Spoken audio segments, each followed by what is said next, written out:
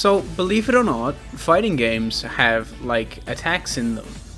Sometimes these attacks are fast, and when they're fast, they're usually balanced around the fact that they're fast.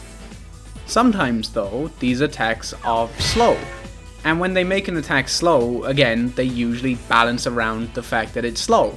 Like, it'll do more damage, it'll have more plus frames, that kind of thing.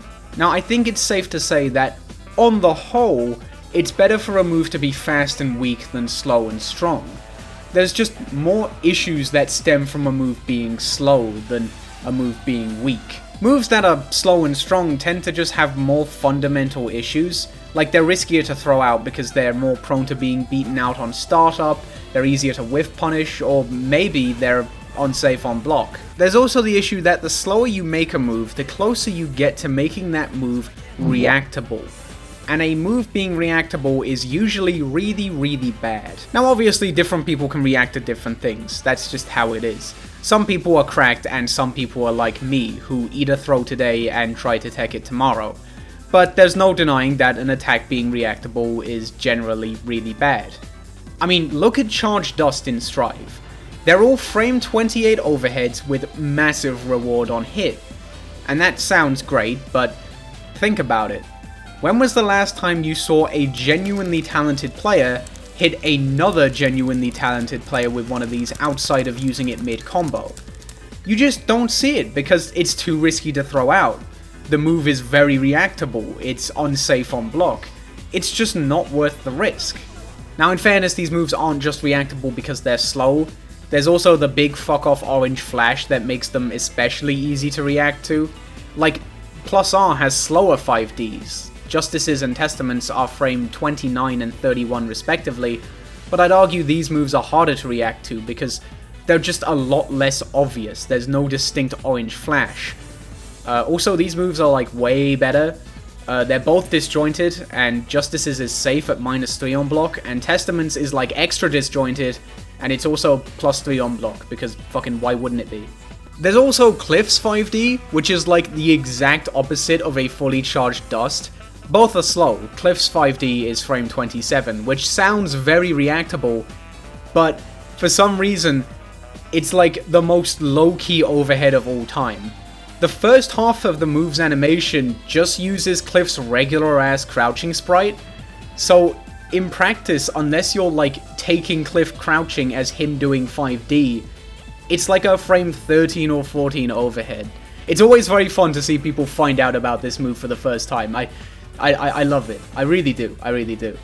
Anyways, today I just want to talk about a bunch of big, slow, fuck-off moves. Some that are good, some that are not so good, some that are pretty slow, and some that are really fucking slow. You might be wondering why. I don't know. I just felt like it. So, to start things off, I think it's only fair that we talk about one of the most iconic slow attacks of all time. And that is the Falcon Punch. It's like, okay, I guess. Right, so I don't dislike Falcon Punch. I mean, it's very iconic. He says the thing, how could it not be iconic? But like, I think the novelty has definitely worn off a little bit at this point. Like, the one situation where Falcon Punch is undeniably sick as fuck is when a good-ass player hits another good-ass player with it.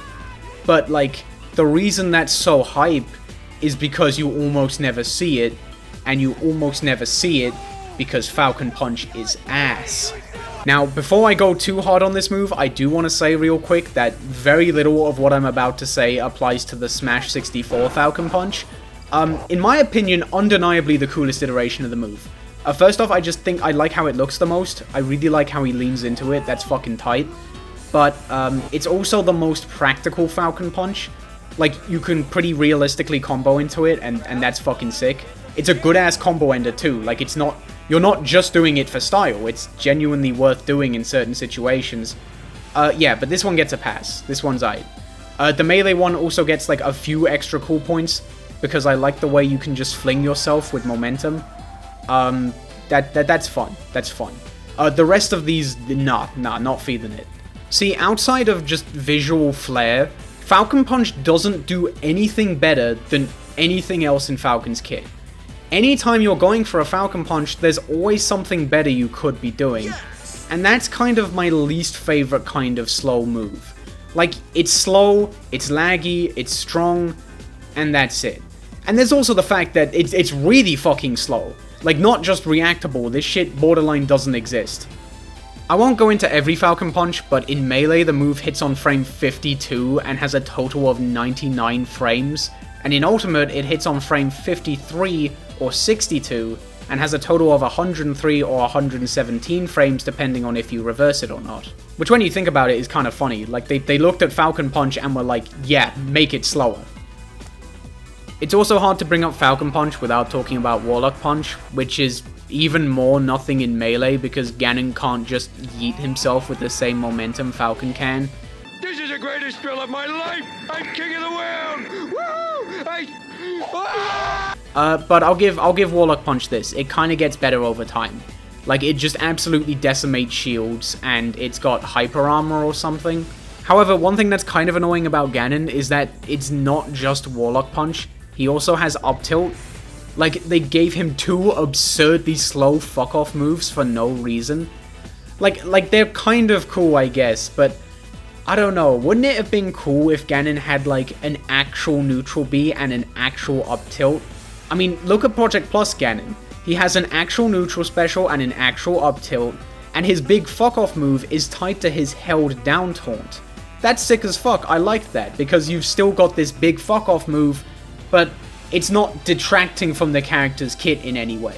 I will admit though, I have a tiny bit of a soft spot for Melee Ganon up tilt just because it's like obscenely strong. Like, it's kind of a bummer that for how slow and unsafe it is, Falcon Punch is only like pretty strong. Like, I don't know, I think it would be significantly cooler if Falcon Punch just straight up killed them instantly. That would be pretty funny.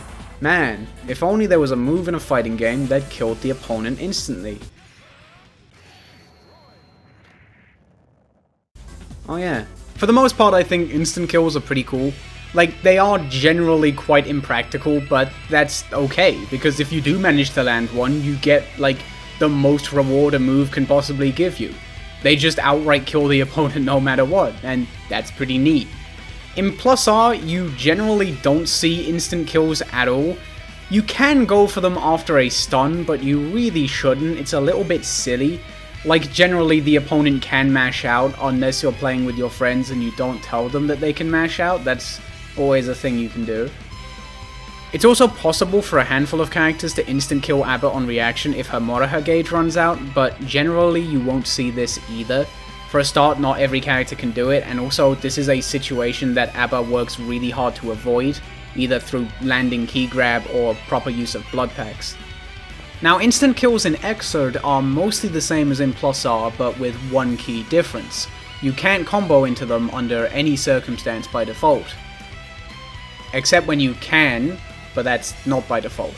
To combo into an instant kill in Xrd, you need to meet 3 specific requirements. It needs to be match point for the player, the opponent's health needs to be flashing, and you need to have 50% tension or more. Once all 3 of these are met, your tension bar will begin to glow a gold colour, and for that reason, this is often referred to as a gold instant kill. The 3 big differences between a gold instant kill and a regular instant kill are that the move itself is faster, the activation is faster, and most importantly, you can combo into it. Most of the cast can go into it off a 5D, but it's not particularly difficult to combo into. You have a lot of room for creativity here. And overall, I quite like this approach to instant kills. It's neat. Like, the situations where you can combo into it, you could usually just win the game with something else anyway, so it's really just a style thing, and that's fine, because most of the instant kills in Xrd are really fucking stylish, so, you know, you like seeing them from time to time. Now, you could argue that instant kills aren't a great example of a big, slow move, because they're not really that slow for the most part. Like, the issue is that you have to do this goofy-ass instant kill install to gain access to it. Like, that's what effectively makes it so risky to go for. And if you're not trying to land instant kill, you would never ever want to do this, because if you whiff instant kill, your tension bar is just gone for the rest of the round. And considering how hard instant kills are to land, it's almost never worth it. If you want an instant kill that behaves more like a traditional big slow fuck off move, then look no further than plus R Dizzy. See, Dizzy has no instant kill install in plus R, instead she can just do it whenever she wants. Which sounds good, until you realise it costs 100 tension, it hits on frame 106, it's minus 76 on block, and also, this is the input. I'm a dirty little cheater, and I can barely do this fucking input. This might be the worst instant kill in the game, but if you're particularly weird about what's a big slow fuck off move and what isn't, maybe it's your favorite. I don't know. Now, I can't just bring up Guilty Gear instant kills and not touch on instant kills in Missing Link, because, you know, they're pretty fucking crazy. I'm not super familiar with Missing Link, but instant kills are definitely the best they've ever been here.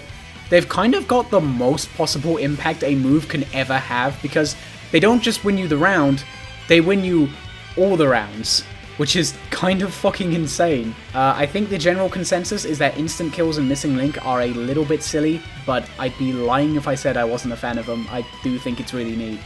So moving on from big slow fuck off attacks, what about moves that like aren't that slow, but you can charge them so that they become very slow? There's definitely a lot of examples of this, but the ones that I'm familiar with at least, I don't know, not that many that fit the bill. Like personally, for most of the examples of this that I'm aware of, you would almost never use the fully charged version, or like you can store the fully charged version and then use it later. That doesn't count. That is cheating, doesn't count. Why? I don't know. It is. Most of the slow attacks that are good when you charge them all the way that I'm familiar with aren't like big, strong one-hit attacks. They're usually like projectiles or Oki tools. And those are cool in their own right, but they're just not really what I'm here to talk about. There's also a few examples I'm aware of where like the partially charged version of a move is functionally the same as the fully charged version of it, and because of that you would mostly only ever go for the partially charged version, like you're charging a move for a specific amount of time mid-combo. I do think that's really cool. I like seeing that. I'm not aware of too many examples of it, but I really like pretty much every example of it that I'm aware of. Like, it's pretty executionally demanding for the most part, and I don't know, I think it's pretty cool and unique. But again, not really what I'm looking for. There are two instances of a move having a fully charged version that is genuinely quite useful and interesting that I want to talk about, but I'm gonna save them for later on in the video because I really am a massive fan of both of them, and I want to go off on a high note. Now, I've already touched on how a lot of these big slow attacks are like pretty easy to react to, and that's a shame, but what if there were big slow attacks that you had to react to? As in, you got fucked up no matter what if you didn't respond correctly. We're gonna talk about unblockable attacks. Now, most unblockable attacks are definitely quite slow, and because they're unblockable, they do have some genuine utility. They're nice just to kind of occasionally sneak in now and again when your opponent is getting a little bit too respectful of whatever the fuck you're getting up to. However, I think where a lot of unblockable attacks kind of fumble is the impact. Like, because being unblockable is such an inherently powerful trait, these moves often aren't that strong. Like, they do a little bit of damage, maybe they knock you down, and that's kinda it. And because of that, they don't really look that strong. Ironically, an unblockable attack that I think sells its impact really well is Slide Head, which is kind of funny because it doesn't do any damage at all. Like, it's entirely a utility move, it's an anti-zoning tool, and it lets Potemkin work his way in, especially in Exiled, where he can do whatever the fuck this is. I'm going to fly for you. It's pretty neat. And speaking of comboing after an unblockable, you usually can't do that. Like, because being an unblockable is such a strong trait, they usually don't let you get that after an unblockable. Like, you get one attack, that's it. In Mortal Kombat, you can usually spend a bar to get a second attack, and it's always the same second attack, and that's that. In Guilty Gear, of course, you can use Roman Cancel to get a combo after, but like, that's kind of expensive, usually only works in the corner, and like, there's usually Forced Paration, so the combo doesn't do that much damage, all things considered. But yeah, unblockables are cool. They're right. They're alright. Now, there's one game in particular that has an approach to unblockable attacks that I'm really, really fond of, and that is Street Fighter V. Now, Street Fighter V is not the first game in the series to have unblockable attacks, not by any means. I mean, in Street Fighter 3 you have Denjin, and Denjin's pretty cool. Personally, if I played Ryu, I would stick with Super 1, I just like having that extra meter to play with. And then Street Fighter 4 had a universal unblockable attack in Level 3 Focus, which, you know, I didn't really play much Street Fighter 4, I don't have much of an opinion on it. It was probably pretty cool. There's also Drive Impact in Street Fighter 6, which is unblockable in the corner. I didn't play the beta, I didn't even sign up for it, so I don't know, I don't have any opinion on it. From what I can tell, people either like it or can't react to a 26 frame mid, so I don't know, I might be in trouble. See, Street Fighter V has attacks that you can't block, but rather than behaving the same on hit and block, they just break guard if you try and block them. So this means on hit they have a ton of impact and do a lot of damage, but on block they just break the opponent's guard and you can get a combo. I really like this approach because it sells the impact of the move a lot. It gets to be strong on hit, and on block you really feel the impact of it breaking the opponent's guard. I'm really fond of it. The specific example of unblockable attacks in Street Fighter V that I want to talk about is Abigail's V-Trigger 1. Now, I'm a massive fan of this V-Trigger, but I definitely feel like it's one of the least appreciated V-Triggers in Street Fighter V, and I completely understand why. Like, it went straight from a crime against humanity to just being completely overshadowed by V-Trigger 2 in a single patch, and that's a bit of a shame. It's never really had a chance to shine in a good way, but I'm a big fan of it nonetheless. Abigail's V-Trigger 1 enhances all of his heavy punch buttons, which are all pretty beefy to begin with. His stand heavy punch, his crouch heavy punch, his forward heavy punch, and his back heavy punch.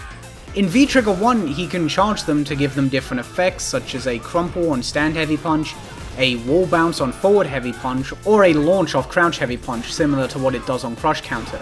However, if you charge them all the way, all four of them also become unblockable. Now, combos after guard breaks in Street Fighter V do have a lot of scaling applied to them, so they don't do a ton of damage, especially without super, but it's still really cool nonetheless, and back in the day this trigger was absolutely terrifying to play against. Another thing I really like about this trigger is that even though these moves are only unblockable on full charge, they get their different effects on hit on partial charge as well. So you get that kind of, you know, using partially charged moves mid-combo thing that I mentioned earlier that I like. For example, if you land a charged back heavy punch into a target combo, you have just enough time to charge a second one and get a second target combo.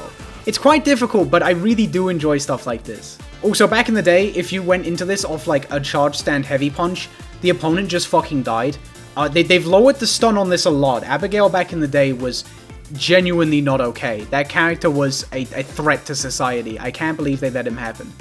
Honestly, my only gripe with this V-Trigger would be forward heavy punch. Out of the 4 heavy punches, it's definitely the least useful in V-Trigger 1. Like, I don't think I've ever seen someone go for the wall bounce with forward heavy punch in a real match, which is a shame because it looks really cool.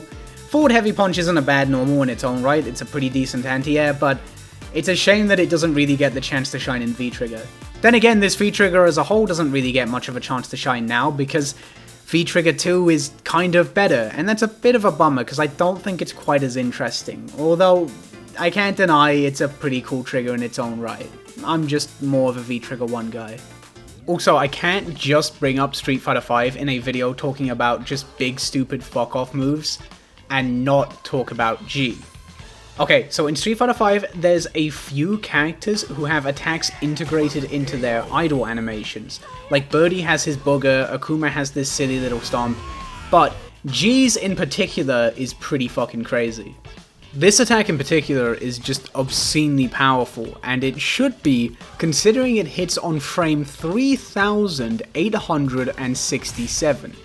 Realistically, you're never landing this in a match. You're probably not even landing it in training mode, because, you know, you probably don't have the patience to do that. But if you do somehow land it, it does 500 damage, 500 stun, gives a free juggle state on aerial connect or counter hit, like that's ever fucking happening, and if somehow the opponent is in a situation where they need to block this, it's plus 16 on block and does 125 damage in chip, which is insane to think about until you realize that this move is just a big meme. Now, I know I haven't been that kind to just big, stupid, slow attacks that don't have any utility, But stuff like this I don't mind, because it's not like detracting from the character's kit in any way. Like, it's just a goofy little Easter egg attached to their idle animation. Like, when it comes to stuff like Ganon's up tilt, you kind of wonder, yeah, this move is kind of funny, but damn, I wonder what it could have been. What if he had an actual up tilt? But with stuff like this, you don't really feel that. It's just entirely flair. It didn't need to be here, but they threw it in just for fun, and you gotta appreciate that. With all this being said though, is there a move that like combines all the best traits of these big slow ass moves? Like something that's slow and powerful but does have genuine utility. Something that has utility but is also still really fucking strong, and you know, you feel the impact behind it. And also something that's just a teeny bit funny. Well, there's one move that I think fits the bill perfectly. And that is Cliff Underson's fully charged 6H. Cliff Underson is my favourite fighting game character of all time, with no exceptions, and even with my borderline non-existent attention span, I don't think that's going to change anytime soon. Cliff has the highest damage in plus R, and this move is an absolutely massive part of that. If Cliff has 25% tension, the opponent should be scared. If Cliff has 75% tension, the opponent will be scared, and if Cliff has 100% tension, well, congratulations on landing the Gold Burst, that was very cool. Now if you don't charge it, then Cliff 6H is just a big ass overhead, and there's not much more to it than that. It does quite a lot of stun, and it does a good bit of damage, but it doesn't hit people in front of Cliff until frame 30, which is pretty slow. It's also got a ton of recovery, which makes it minus 50 on block, and while that doesn't matter much because you can just cancel it into the iconic Cliff Egg to be plus 3, it makes the move absolutely horrendous on whiff. However, we're not talking about the uncharged version. I want to talk about the fully charged version, which does 200 damage and hits on frame 78. Now 78 is very, very fucking slow. That it takes over a full second to hit, but Cliff has ways to do it. The most iconic is after a partially charged 6p, you can go into 236S, and then you can FRC it and start charging 6H. Now this won't work on the entire cast, and honestly going into 6H in general is quite character specific. It varies a lot from character to character, and I like that a lot, personally speaking anyways. Partially charged 6p into 236S FRC into fully charged 6H is free on some characters, is frame perfect on some other characters, meaning you need to FRC 236S on the first possible frame and then start charging the 6H on the first possible frame, which is very difficult. I don't go for this myself. On some characters you can make it much easier by doing 5k into a partially charged 6p, although on some characters you can't, and on some characters you can, but not in the corner, only if you're near the corner. There's a lot that goes into this, and I say this like doing partially charged 6p is the only way to get a fully charged 6H. It absolutely isn't. How you go into this move varies a lot depending on who you're fighting, but you really, really want to learn how to go into it versus most of the cast, because like, it does so much damage, you gotta fucking land it. Like, how can't you? And what's crazy is that versus most of the cast, if you land it, you can do a delayed 236S and FRC that and get another fully charged 6H. It's fucking brilliant. You can't do it against everyone though. Against Milia, Baiken, and Ino, you won't be able to get a 236S even if you delay it. Against these characters, you're gonna have to go into 214k, and even then you have to delay that, but that's okay. Like, these characters have low health anyway, so they're probably fucking dead. I just really enjoy that everything revolves around 6H so much with Cliff. It's like, man, how do I land a partially charged 6p? Well, you can go into Force Break Chop, and that'll instantly stun most of the cast. How do you go into that? Well, you can go into it after a throw if you have 50 tension, you can go into it after a Tiger Knees Limb Severer if you have 50 tension, you can go into it after 5D, you can go into it after a fucking counter hit Gold Burst. It's great. And I've been talking about this like a partially charged 6p or a 5k is the only way to go into this move, but that's absolutely not true. You can get it off just seemingly random hits like a Jump K into Jump S into Jump H. It's really fun finding all the different ways you can go into this move, and there's some really, really impressive stuff out there that really incredible Cliff players have found, such as T5 and Honu. Watching their stuff is just an absolute blast, and it's made learning this character really, really fun.